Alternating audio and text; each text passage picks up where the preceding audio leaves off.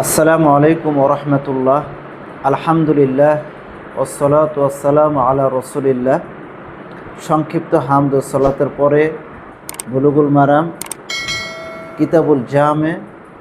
কিতাবুল জামের অধীনে প্রথম যে বাবটি রয়েছে বাবুল আদাব, এই বাবের আমরা 5 নম্বর হাদিস থেকে নবী মুহাম্মদ সাল্লাল্লাহু আলাইহি ওয়াসাল্লাম আমাদেরকে কি আদব শিক্ষা দিয়েছেন সেটা আমরা জানব। عن ابن عمر رضي الله عنهما قال قال رسول الله صلى الله عليه وسلم لا يقوم الرجل من مجلسه ثم يجلس فيه ولكن تفسحوا وتوسعوا متفق عليه।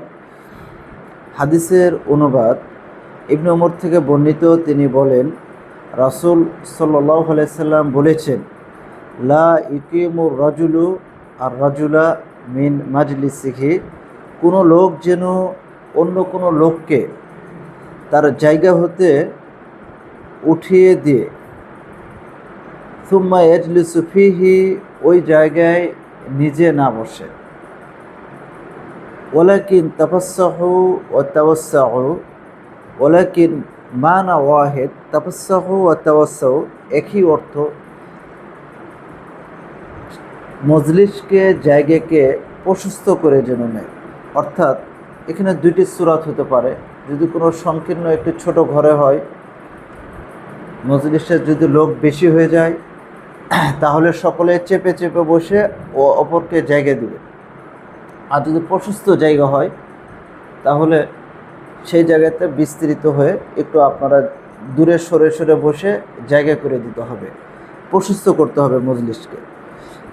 তাহলে আমরা এই হাদিস থেকে যে জিনিসটা আমরা জানতে পারলাম যে কোনো মজলিসে কোনো লোক বসে আছে, অপর কোনো ব্যক্তি এসে ওই লোককে সরে দিয়ে ওই জায়গাতে সে যেন নিজে না বসে।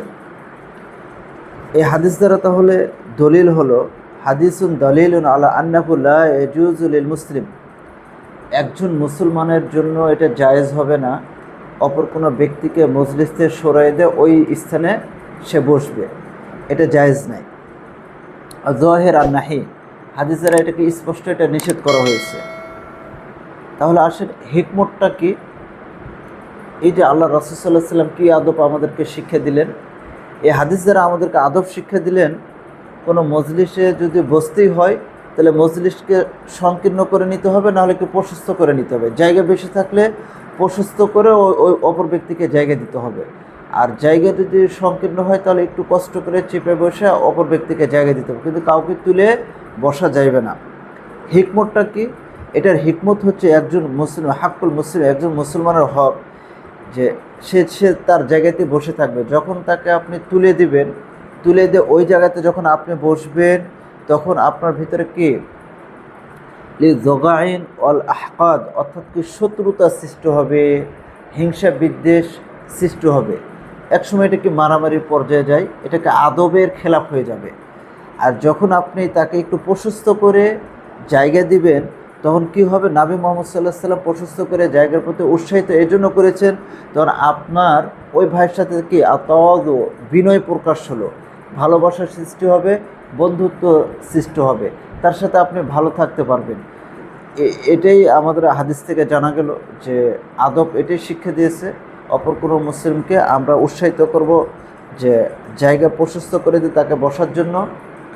আর যখন আমরা তাকে তুলে দেব ওই স্থানে যদি আমরা বসি তাহলে তার সাথে হিংসা বিদ্বেষ শত্রুতা সৃষ্টি হবে। আর জায়গা প্রশস্ত করে দিলে পরে তার সাথে আমাদেরকে বিনয়, ভালোবাসা, মহব্বত সৃষ্টি হবে।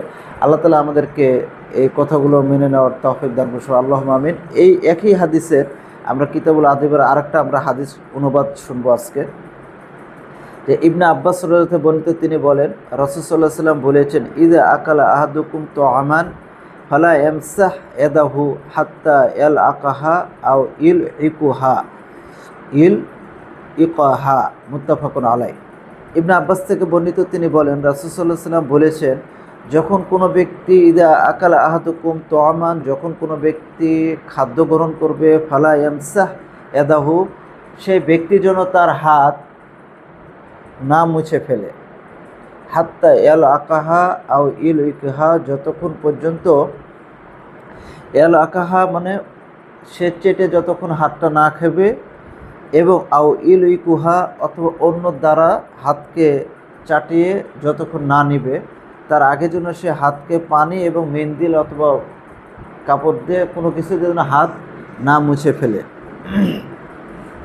এই হাদিস দ্বারা দলিল হচ্ছে হাদিসুন দলিল আলা আদাব মিন আদাবি তোয়াম, খাদ্যর গ্রহণের যে বিভিন্ন আদব রয়েছে, আদব সমূহের ভিতরে একটি আদব এই হাদিস দ্বারা আমরা শিক্ষা পেলাম যে খাওয়ার সময়, খাওয়ার পরে হাতকে চেটে খেতে হবে। কি জন্য? আল মুহাফাজাতু আলা বারকা ও তোয়াম ও তানজিফ, যে যখনই আপনি আপনার প্লেটকে সুন্দর করে খাওয়ার পরে হাতকে চেটে খাবেন, আপনার বরকতটাকে হেফাজত হবে। খাদ্যর ভিতর যে বরকতটা রয়েছে, আপনি সে বরকতকে কি হেফাজত করলেন, এবং খাদ্যর ভিতরকে যে একটা পরিষ্কার পরিচ্ছন্নতাও কি এটা চলে আসলো। এটা অনেকে ফরজ বলেছেন, অনেকে সুন্নাত বলেছেন। তো যাই হোক, মূল কথা আমাদেরকে হাত নিজেকে চেটে খেতে হবে।